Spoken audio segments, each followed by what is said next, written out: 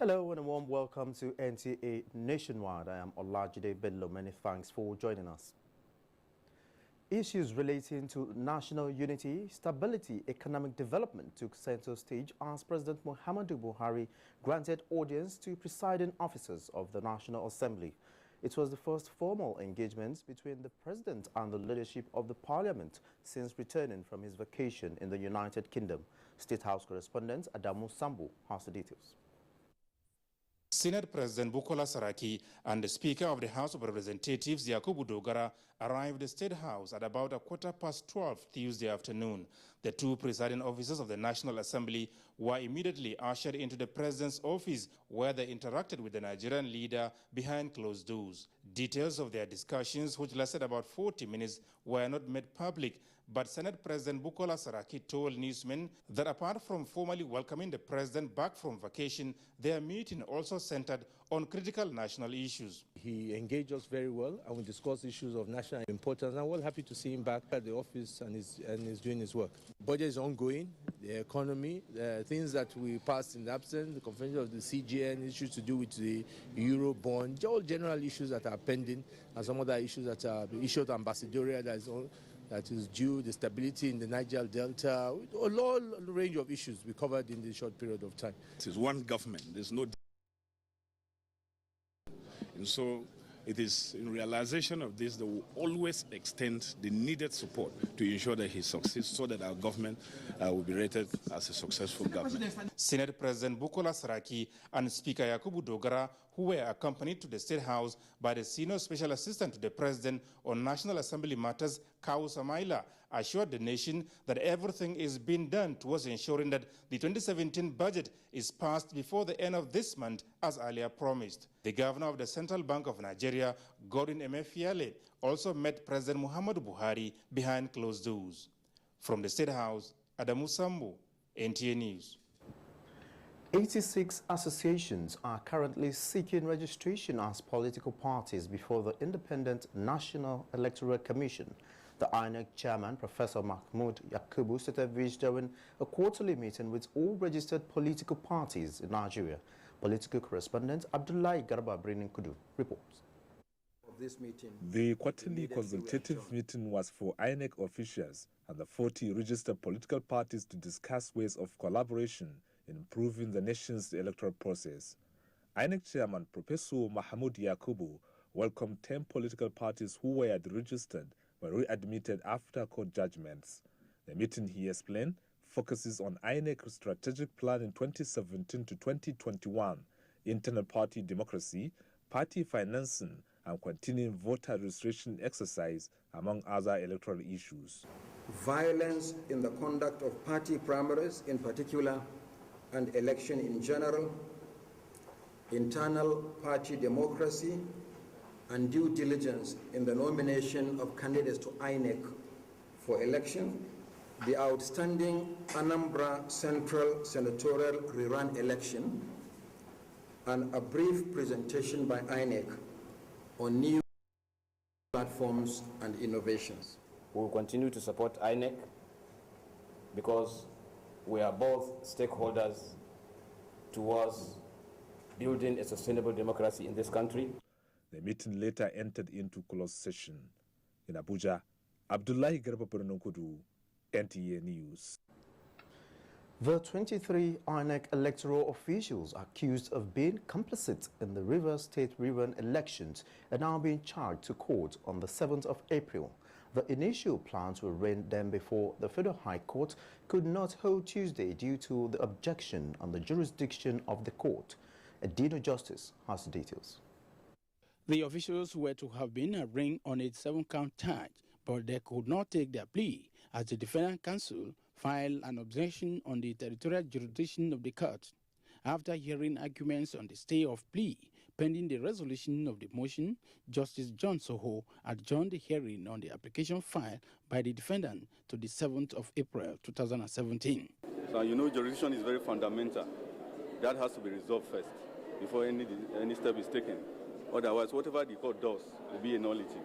So we have to go back and respond to their motion. The 23 INEC electoral officials are in court following their indictment by the Police Investigation Panel on the December 10, 2016 National and State Assembly rerun elections in Rivers State. The panel, led by DCP Damian Okoro, submitted its report on the 7th of last month, where it alleged that the officers compromised in their line of duties and the sum of over 111 million naira recovered from them. Aiding on justice, NTA News. Public compensation of persons and communities whose lands are used for development purposes is an effective means of enhancing peaceful coexistence in the society. This was the position of discussants at a meeting by civil society organizations on land issues in the FCT. Abdullahi Sulaiman Iyaji reports. The event, tagged Citizen Public Hearing on the Land Swap Policy of Government, brought together key players in the Abuja Centenary City project, representatives of FCT indigents, and the civil society to chart a way forward for infrastructural development of the FCT and advocate private partnership for funding. There is no way this city will be developed, as I said, without the active connivance and contribution of the private sector.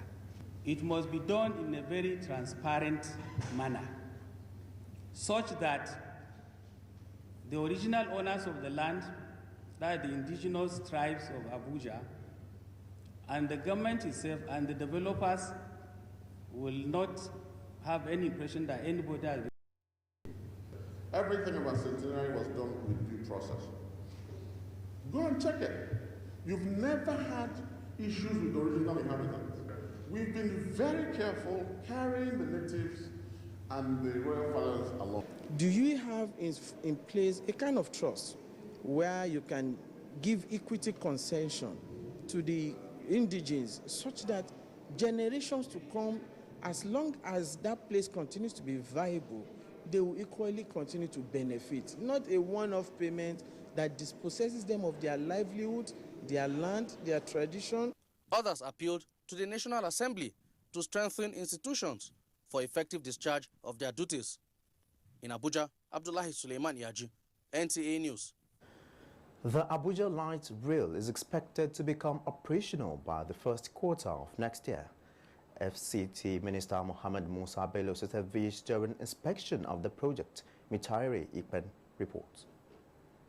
The Abuja Light Rail project is divided into 6 lots for ease of execution, according to officials of the FCT Transport Secretariat who briefed the minister. The ongoing construction of lots 1A and 3, covering 45 kilometers from Abuja city center through Idu to Kubwa and the Nnamdi Azikiwe International Airport, is 90% completed, with double tracks already laid and structural works ongoing in 10 out of the 12 stations earmarked for this phase of the project. But of course, to run a rail system, you need signaling, you need management, and you need the workshop. These are the ones that we are working on. But overall, I'm very happy with the percentage level of work. This is a very key project for the city. It aims to reduce vehicular movement on the roads and encourage our citizens to use the rail. And I think as we continue, we'll give the contractor full support to make sure that this project is done on time. The project is being funded with a $500 million loan from the Chinese Exim Bank, while the federal government is providing $323 million as counterpart funding. In Abuja, Mitaire Ikben, NTA News. Minister of Budget and National Planning, Udoma says the federal government's economic recovery and growth plan is expected to take Nigeria out of recession and also propel it towards becoming an economic giant by 2020. He was speaking, among other guests, on NTA's program Good Morning Nigeria. Timothy Yusuf reports. The economic recession has hit Nigerians hard, which is why government is evolving strategies to ensure that the country gets out of it. The Economic Recovery and Growth Plan therefore aims at ensuring sustained inclusive growth over a period of 4 years. The Minister of National Planning, Udoma, explained that the plan is targeting restoration of growth, human development and making the economy globally competitive. He listed 5 execution priorities under it to include restoration of macroeconomic stability, food security and energy, petroleum self-sufficiency, transportation infrastructure, and industrialization. We expect a major restructuring of the economy by the time we get to 2020. We expect to move from a recession, which we have now, and to grow at an average of 4% a year, and so that by 2020, we're growing at about 7%. That is our aim. Special advisor to the president on economic matters, Dipe Oluwadeyemi, notes that the significant difference between the plan and others before it is in delivery pattern, stressing that the plan is to be broken down into the annual budget cycle. It's a plan that belongs to all Nigerians. So there's an element in the plan that pertains especially to the vulnerable.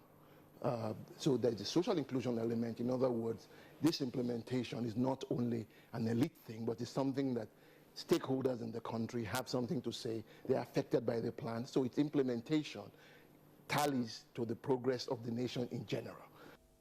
Other guests on the program agreed that lack of coherent planning by successive governments was responsible for Nigeria's economic woes. And we must develop the capacity, for the MDAs to be able to implement the capital budget, because over the past years, that has been the bane of budgeting. We budget, very huge sums of money for the capital investment program. At the end of the year, less than 50% is implemented. From the look of seeing, this plan is actually made by experts. So if experts will be involved in the implementation and they'll be given free hand to say what is right about it, then certainly it is achievable.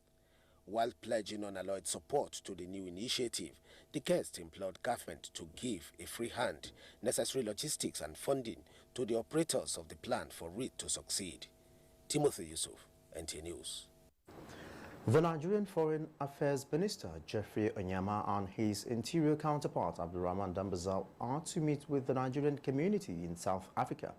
Let's join correspondent Oyeyemi Ajayi for more details. Well, thank you very much, Studio. Today, the Nigerian Foreign Affairs Minister, that is Geoffrey Onyema, with his interior counterpart, Abdurrahman Dambazao, will be having the crucial meeting with Nigerian community in South Africa. They will actually be deliberating on different issues, and basically the ministers will be giving more insights on what the Nigerian government is doing to protect the interests of Nigerians in South Africa here. You will recollect that yesterday at the meeting with the South African Minister for International Relations and Cooperation, there was the agreement for the two countries to establish the early warning unit, which is meant to protect the interests of Nigerians and South Africans respectively. As it has been said yesterday, Nigerian ministers have assured Nigerians in South Africa that the government of Nigeria is solidly in support of Nigerians, knowing fully well that migration to different countries or any part of the world is not a crime, and so definitely they are doing things to protect their interest in their respective countries. And that's it for now, Studio. I will definitely get back to you as events unfold. It's been Oyeyemi Ajayi from Pretoria. Thank you very much, Oyeyemi. Nigeria Customs and Forced Declaration of Imported Items, Vera in Lagos, has details of this and more from that axis. Hello, Vera. Thank you, Olajide. Good to have you join us here in Lagos. Healthcare providers across the country have been urged to rise to the challenge of ensuring safety of patients in medical institutions. This, they say, is one of the ways of improving healthcare delivery in Nigeria. The call was made by participants at the National Patient Safety Conference in Lagos. Joy Ken Abakboya has details. It is the maiden National Patient Safety Conference, and gathered in this hall are health experts from the Federal Teaching Hospital, Gombe, Aminu Kano Teaching Hospital, Kano, and the University of Sheffield, United Kingdom. The objective is to discuss and propose solutions to the challenge of patient safety, which has resulted in a large number of patients being harmed while receiving care in hospitals. One of the reasons why there is that high degree of harm is because particularly in developing countries, there is a blame culture. So people are scared to report problems when they see them. Patients come to hospitals to get investigated, to be examined, to be treated. Let them come out better than they came. So that is why it's essential that we should ensure practices that will make patients very safe in our hospitals.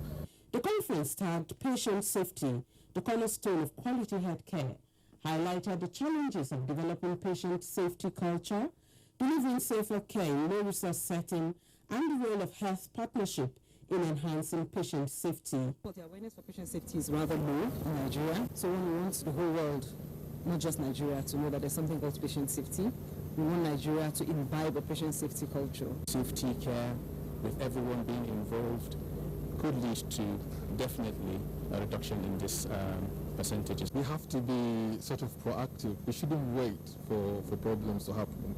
Within these limitations of what we're doing, we can do a lot by first of all starting to document. Participants say periodic retraining of health workers can serve as a strategy to engender patient safety. In Lagos, Joyken Abakbea, NTA News. Officers and men of the Nigeria Customs Service Apapa Command have uncovered a syndicate who specializes in the importation of restricted frozen fish from Turkey. The Comptroller Apapa Area Command, Jibril Musa, who briefed journalists, said the consignment was seized due to false declaration. Upon examination of the 140-foot container by officers and men of the Nigeria Customs Service, it was discovered that the container had 2,700 cartons of tilapia frozen fish.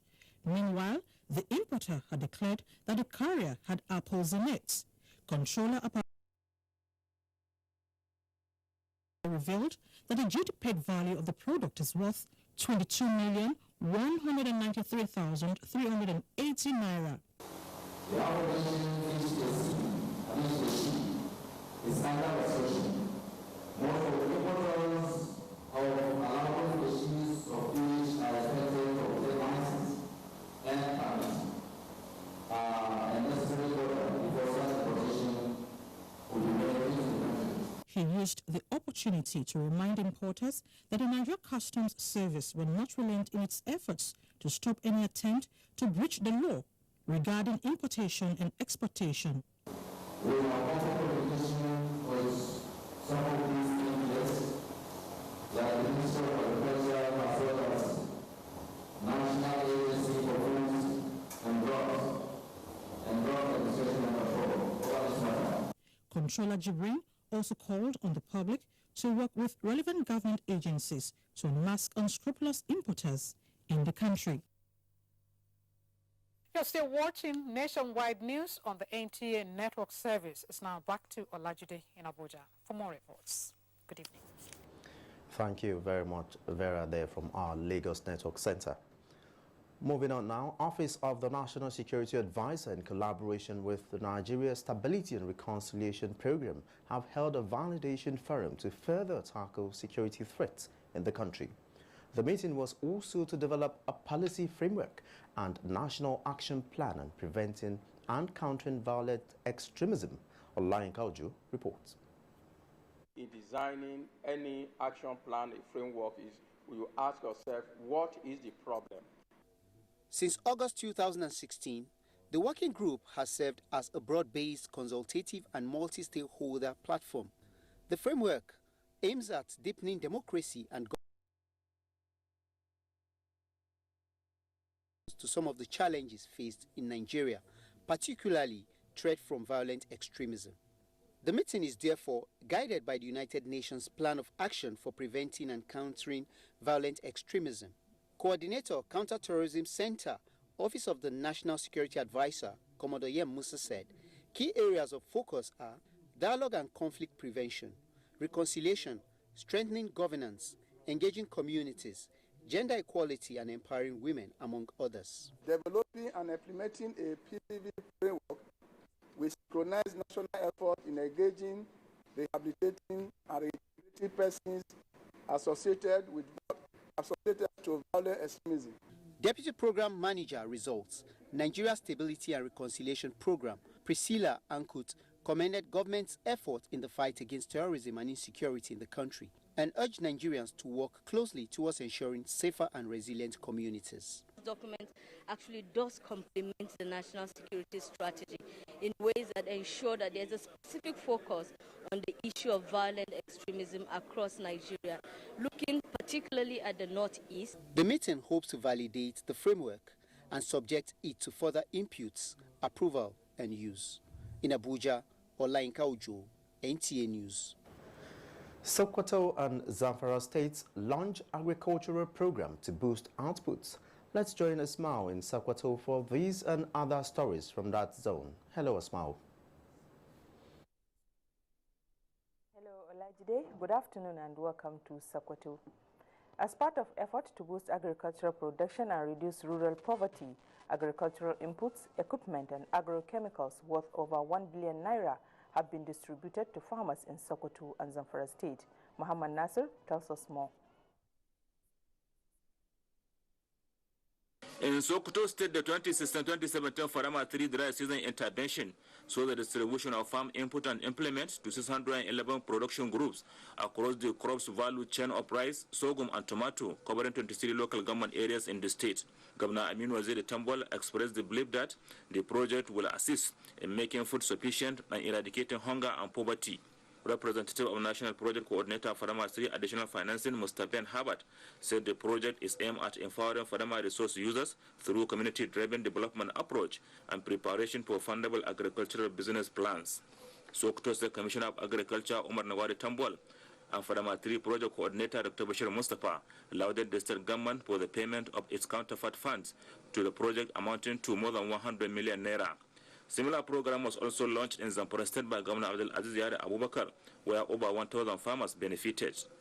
In Sokoto, Muhammad Nasir, NTA News. Sokoto State Government says it will do everything possible to ensure early accreditation of all courses and programs of the state-owned university. Governor Aminu Waziri Tambol gave the assurance at the 4th matriculation ceremony of the university. Sheikh Muhammad Detti completes the report. For 2016-2017 academic session, a total of 1,480 students were admitted and 1,367 were matriculated. Governor Aminu Waziri Tambol, while congratulating the newly admitted students, urged them to be resolute and determined in their studies. He stressed the need for the students to pursue their studies with enthusiasm, adding that government is doing everything possible to ensure that the university meets the National Universities Commission requirement before the accreditation. Vice Chancellor Sokoto State University, Professor Nuhu Yakub, called on the students to shun exam practice and other social vices and ensure 75% attendance to all lectures. He said the university has achieved a lot since its establishment, saying the university has received about 1.7 billion naira from TED Fund to a new lecture theater in the university built through TED Fund support. In Sokoto, Sheikh Muhammad Detti, NTA News. Sokoto State Government has assured of restoring the lost glory of the civil service in the state. This took center stage at the Award of Excellence for brilliant performance to some civil servants in the state. Muhammad Nasir completes the story. Civil servants remain the strong ingredient in ensuring smooth and effective implementation of government policies and programs. It is in line with this that the Sokoto State Government introduced different strategies to encourage and boost the morale of civil servants and motivate them to achieve excellence at their duty posts.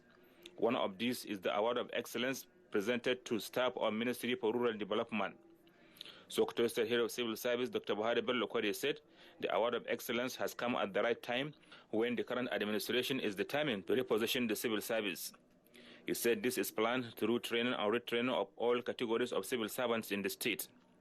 The head of service said government is ready to apply carrot and stick measures where necessary with a view to making the civil servants alive to their responsibilities and make them vibrant in the discharge of their duties. You know, you have to create a policy and an enabling environment to make someone aware of what is expected of him before he puts in his best. Commissioner Ministry for Rural Development Abdullahi Megondo said the APC-led government in the state is providing dividend of democracy to the doorstep of the rural dwellers. He called on the recipient of the award to reciprocate the gesture by further dedicating themselves to their duties, urging others to sit up to ensure realization of the set objectives. In Sokoto, Muhammad Nasir, NTA News. And that's our package from Sokoto. Is back to Olajide in Abuja for more on Nationwide. Thank you, Esmail. You can watch these news live online via the NTA mobile app, which you can download on your Android device at the Google Play Store or at the Apple Store if you use devices with iOS. You're watching Nationwide on NTA Network Service. Let's pause for some messages. More reports when we come back.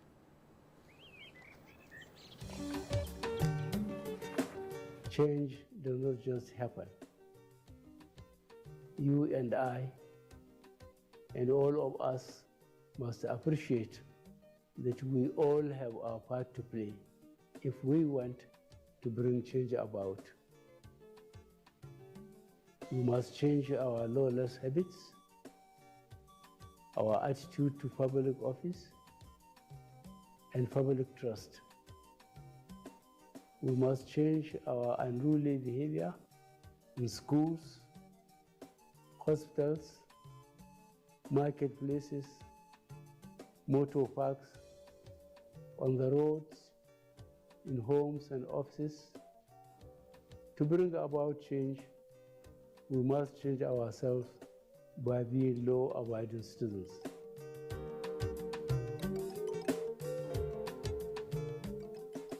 Do you know the status of your eyes? Find out on NTA Tuesday Live, focusing on World Glaucoma Day 2017. NTA Tuesday Live, incisive, informative, and educative. Join us. Does it make common sense to you to be unhappy the morning right after the night you were happy? Did your elders teach you that wisdom is captured in these 3 sentences? Make money, spend money, have no money. How can you ask a man to spend 18 million on marrying you when I can use that same amount to marry an entire community? If we spend the money, 18 million, know that the man is a thief. What do you think? My thinking machine is having problems. That is what you do when you put all you have into a party to impress those who may not even afford to spend like that. See, I'm planning a birthday bash with a sum of 2 million naira.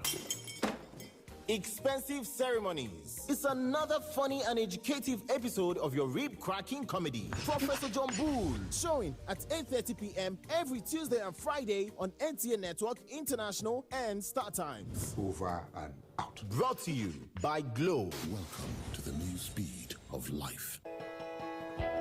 NTA Television College, an affiliate of Ahmadu Bello University Zaria, a specialized institution charged to provide quality professional education in television production, engineering, and journalism. The college is offering 4 weeks course on principles and practice of marketing for marketing heads in radios and television houses, public relation agencies, media heads in advertising, brand support managers, media brokers, and heads of corporate affairs. Date 20th of March to 14th April 2017. Registration 100,000 naira with accommodation. Course will take place at NTA Television College Rayfield Jos. For more inquiries, call 08069809807 or call 07036607155 or email us at ntacollege@gmail.com. NTA Television College, training you to be the best you want to be.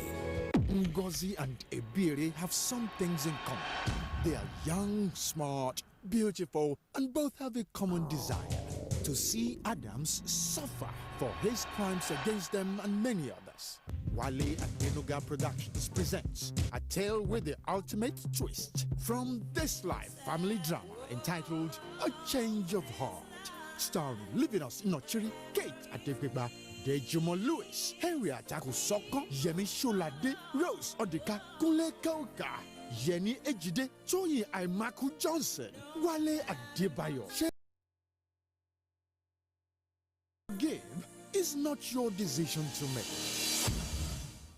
In season 2, we met Hannah in Akrapo, a 6-year-old whose heart condition was preventing her from leading a normal life. The problem is so dangerous for my daughter. We revisit her 9 months after her life-changing operation. And for young orphan Taiwo Simbiat, life with her grandmother is hard. The day I got to their house, she was lying down there. She was virtually bedridden. And without immediate intervention, her future looks bleak.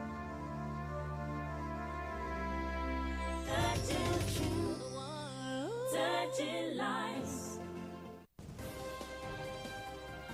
It's finally here, the most anticipated sports show on live television, featuring great sports icons from ex-internationals to famed journalists and administrators.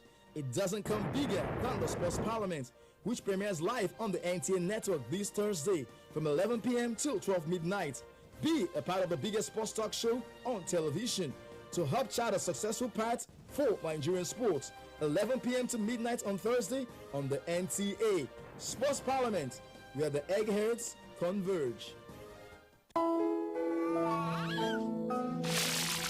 Being a mother is a lot of work.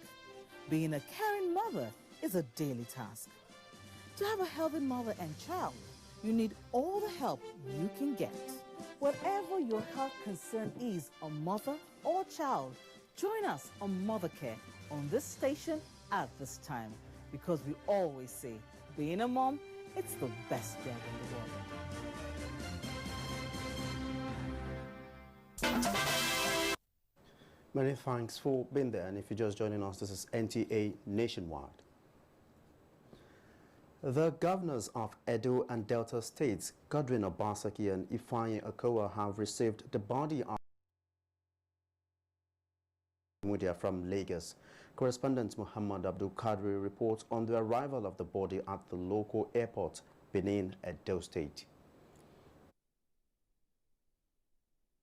Nigerian Air Force Flight 209 conveying the corpse of the late octogenarian Dr. Samuel Osaigbovo Ogbemudia touched down on the tarmac in Benin by 1:30. Governor Godwin Obaseki and his counterpart from Delta State, Ifeanyi Okowa, received and handed over the casket to Samuel Ogbemudia Jr., wife of the deceased, who escorted the corpse from Lagos, and some members of the family betrayed their emotion as women group escorted the corpse. The children of the deceased said they are consoled that their father lived a fulfilled and impactful life. The beginning of complying with his wish to be buried within 7 days, and his body arriving is a touching moment. We wish he was arriving, coming from a beautiful holiday, but he has passed away, and it's very sad for us. The airport general area down the line to the city were lined up by a cross-section of the people, giving the pedigree of the late elder statesman, who is described as the architect of modern Edo and Delta states. Meanwhile, the management of the Nigerian Television Authority, Benin, has condoled the family of late Dr. Samuel Ogbemudia, led by the Zonal Director, Pauline Igbano, on behalf of the Director General, Yakubu Ibn Mohammed. Never wavered. He gave us total support in terms of encouragement, wise counsel. Late Dr. Samuel Ogbemudia will be buried on Friday. In Benin, Edo State, Muhammad Abdul Kadri, NTA News.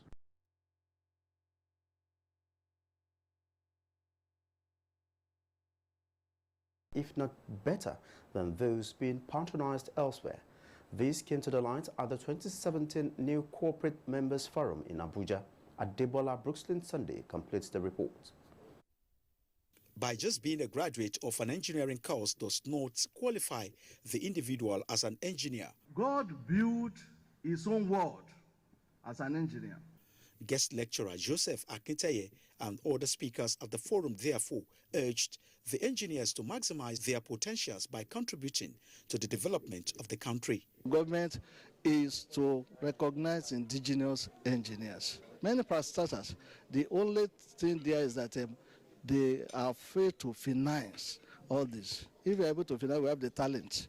We love our country, we want to develop our countries ourselves, but we are appealing to the government to give us the opportunity. Some of the engineers at the forum reiterated their unwavering commitment to nation building.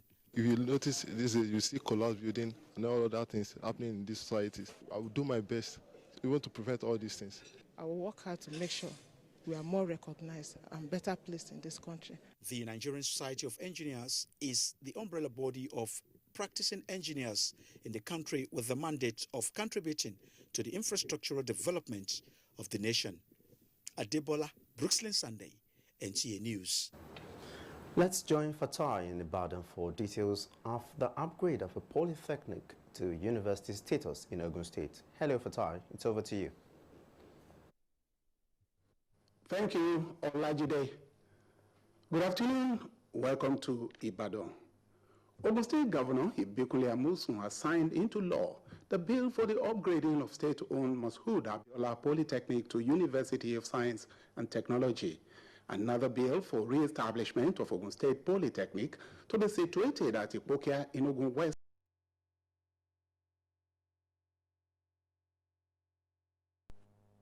The executive arm of Ogun State government through the Education Ministry has sent the bills to the State Assembly in the bid to enhance the prospects of tertiary education in the state. Governor Amosun said the gesture became necessary in line with the education policies of the government, noting that the institutions will be multi-campus. He added that people of high knowledge and professionalism will be involved to provide necessary guidelines, while appropriate documentation will be sent to appropriate quarters. And I'm sure that eventually we will go ahead with this once the approval by NTA and the people of the state will see the benefit of this conversion from The Speaker of the State Assembly, Mr. Suraji Shola Adekunbi, noted that the legislature passed the bill because of the importance the present government attached to education and the opportunity it would provide for various categories of the citizens. The Commissioner for Justice and Attorney General of Ogun State, Mr. Olumide Ayeni, also speaks on the importance of the law. Essentially to provide the necessary workforce requirements as Ogun State develops in the future. The upgrade of Mashood Abiola Polytechnic to University of Science and Technology increased the numbers of the universities owned by the state to 3. In Abeokuta, Lekon Agbonde, NTA News. A women empowerment program to boost the financial ability of women in Oyo State has been launched. Correspondent Oyinka Folauni completes the story.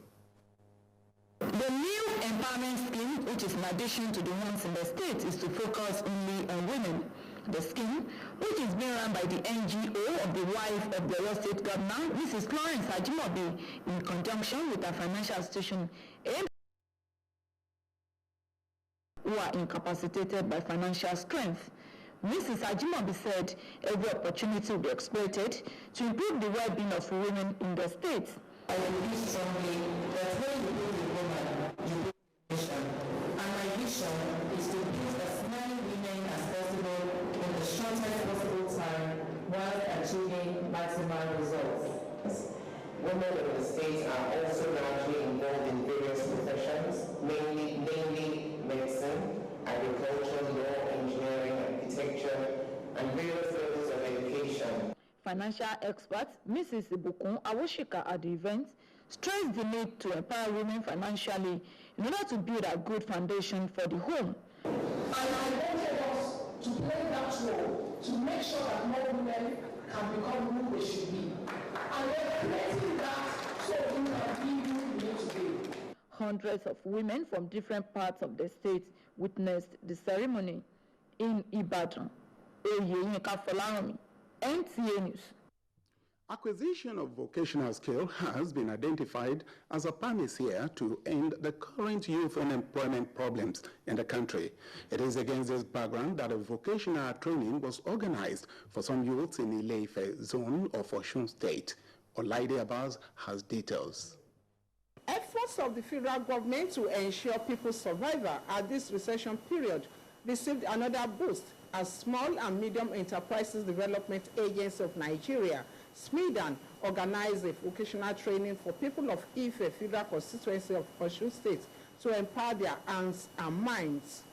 The facilitator of the program, member representing Ife Federal Constituency, Honorable Abiodun Adeogun, noted that hunger and poverty could only be eradicated through vocational skill, hence his passion for vocational knowledge.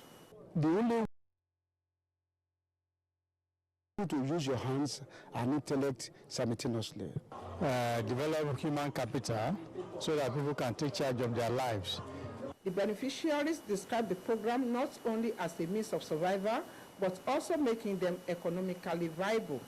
This should make it product. When it's getting to the market now, I want to believe that they'll be looking for us to do more. It has added to my knowledge, at the same time to my financial life. The vocational training focuses on soap making, decoration, baking, among other vocational skills. From Ile-Ife, Olaide Abbas, NTA News. That's it from Ibadan. It is back to Olajide for the continuation of Nationwide. Thank you very much, Fatai. COP22 in Marrakesh may have come and gone, but Nigeria's participants are strategizing on how best to implement the outcomes of the negotiations. This formed the thrust of the stakeholders consultative meeting organized by Department of Climate Change, Ministry of Environment. They were urged to play active roles, share information, and work effectively in order to meet up with the commitment and create momentum for change. Participants at the meeting cuts across all MDAs, civil society organizations, legislature, and the academia. Both legislative measures, both projects on the ground that will touch the life of Nigerians. We need to plant more trees. We need to provide water. We need to provide means of cooking so that we will not be chopping down our trees at this alarming rate. That particular roadmap will bring out practical activities that needs to be done across sectors. We discovered that there hasn't been a law that governs this activity. So the National Assembly has put together a draft bill, that will capture all this. And now to agriculture. The federal government has commenced production and supply of fertilizer nationwide as part of support initiative for farmers to produce at cheaper prices and boost employment openings for about 2 million farmers. The program is under the Nigeria-Morocco partnership. Mustafa Aliyu has the details. Despite the fact that Nigeria has a number of blending plants with the capacity to produce 4 million metric tons of fertilizer, availability and affordability of the input remain a source of concern to farmers. During the 2015-2016 wet and dry season farming activities, a bag of fertilizer was sold at between 9 and 10,000 naira. The Presidential Fertilizer Initiative was therefore constituted with a view to identifying ways of producing enough and affordable fertilizer to Nigerian farmers.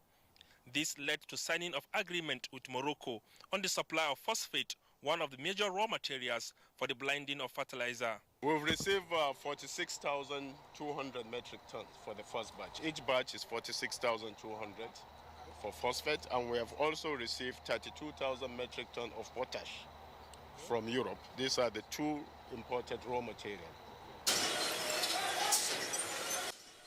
Under this agreement, 11 blending plants in the country are expected to produce 1 million tons of NPK fertilizer this year.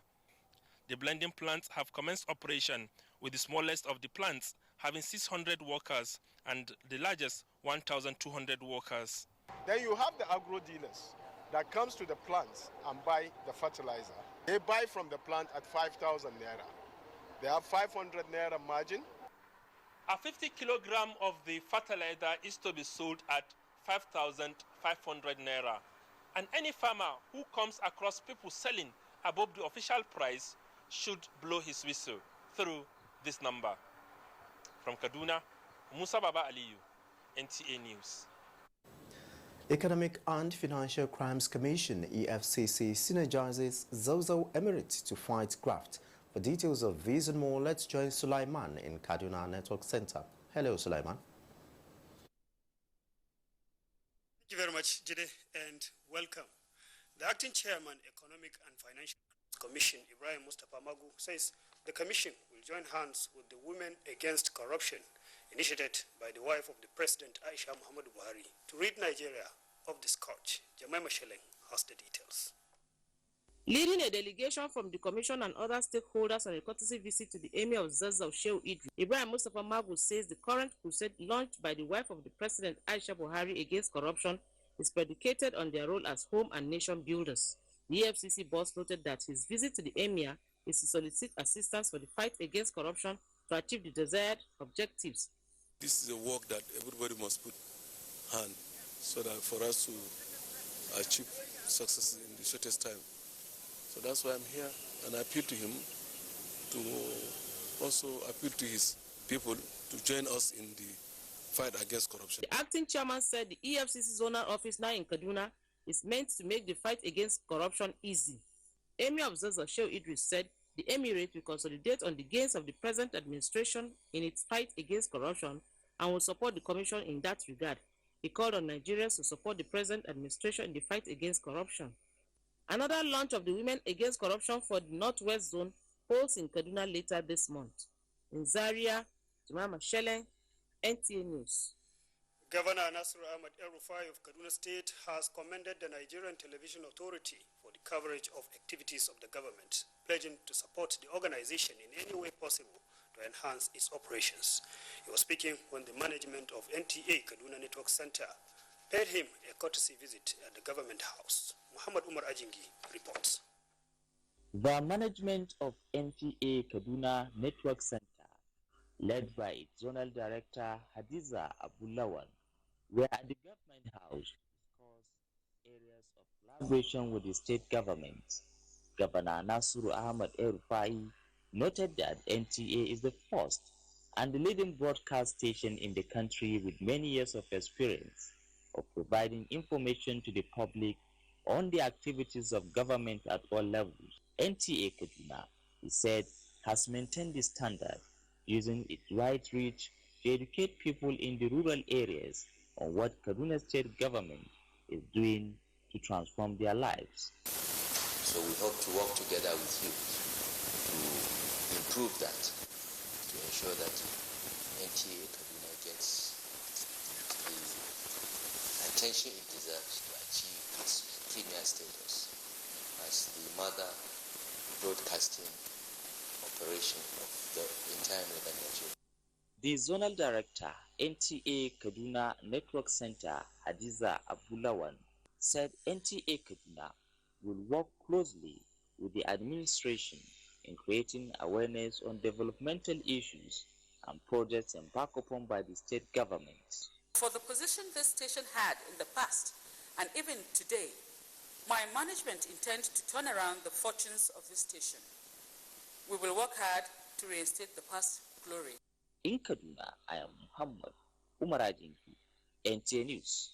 In its efforts to rid the southern part of Kaduna State of all forms of violence, the State Police Command has apprehended 2 persons for alleged complicity in the recent murder of 2 headsmen at Ungwarluka, Jama local government area of the state.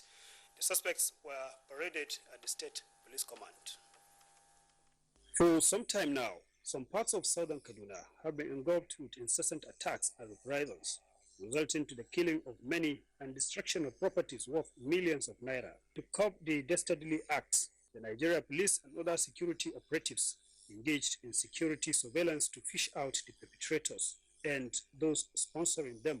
The recent breakthrough, therefore, is the arrest of these 3 by the police, alleged to have been responsible for the death of 2 headsmen at Ungwarluka, Jama local government area. However, on a tip-off from Good Samaritan, some suspects were apprehended, and this arrest paid off with 3 of the suspects confessing to have taken part in the killing of these herdsmen. While acknowledging the gradual return of peace in southern Kaduna, axis of the state's Police Commissioner Agiole Abe reiterated the combat readiness of the police to deal with any threat to security. My resolve and total commitment in ensuring that all forms of crime and criminalities are brought under control. The suspects have this to say. The time we kill them, so we run away. See them, the people where we bury them, so they saw. The State Police Commissioner also advised motorists and commuters against following the alternative road through Jere to Abuja, saying there is no reason for such risk as Abuja-Kaduna Major Highway is now safer security-wise. In Kaduna, I am Kaduna State government has begun a review of contracts on the 300-bed specialist hospital at the Millennium City, Kaduna, with a view to ensuring speedy completion of the project. Tina Toro reports. Location of the Ahmadu Bello University Teaching Hospital. That's the much we'll be able to take from Suleiman in Kaduna. Moving on now. Former Deputy Senate President and head of Nigeria and head of Commonwealth Society of Nigeria, Ibrahim Mantu, says those who held positions of authority should repent and apologize to Nigerians for their failure to engender peace processes in the country. He said these at the 2017 Commonwealth Society Day in Abuja. Abdullahi Musa Suleja reports. The event is another time for the society to strategize its works to ensure peace prevails. The head of Commonwealth Society of Nigeria said the country's failure to achieve meaningful development and peace must be attributed to those who had the opportunity to serve at various capacities but could not discharge their responsibility well. I tell my colleagues, politicians, that we have committed every sin under the sun against the Nigerian people, and the time has come for all of us to be born again. They laugh. I say, no, it doesn't matter. We must go down on our knees and ask God for forgiveness. On a positive change begin with me attitude, Pioneer Chaplain State House Abuja, Professor Yusuf Obaje said every Nigerian must work for the good of his or her fellow citizen. That positive change must be change from self-centeredness to God-centeredness. Secretary, Commonwealth Society of Nigeria, Musa Abutu said the organization was established in 1990. In Abuja, Abdullahi Musa Suleja, NTA News. The Director General of the Industrial Trading Fund, Joseph Ari, has employed Nigerians to key into the economic diversification programs and policies of the Buhari administration, just as the fund has put in place various strategies to assist government achieve its plans. He was speaking on NTA's program, Good Morning Nigeria. Timothy Yusuf reports. Of paper qualification for our country, where you bandy a lot of paper qualifications but no hands-on jobs. We're now talking about hands-on job, and this is the sure way to develop the economy, that when you are skilled, because there are no diminishing returns in a skilled person. Director General Industrial Training Fund, ITF, Joseph Ari, on the need to match skills with paper qualification. One of the strategies already in place across 18 states, which he described as a quick win, is the National Industrial Skills Development Program. He says under it, unskilled young men and women are trained in various vocations in order to complement white-collar jobs that are hardly available. We are collaborating with both the state governments, the organized private sector, and at the end of the day, it is a key component also of the Nigerian Industrial Revolution Plan.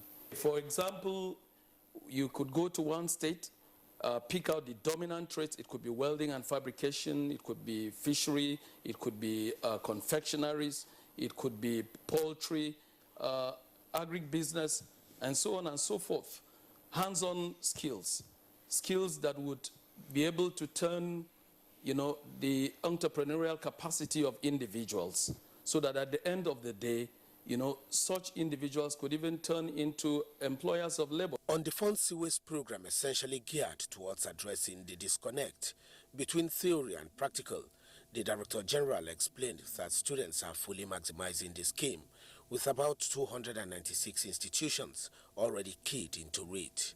Timothy Yusuf, NTA News.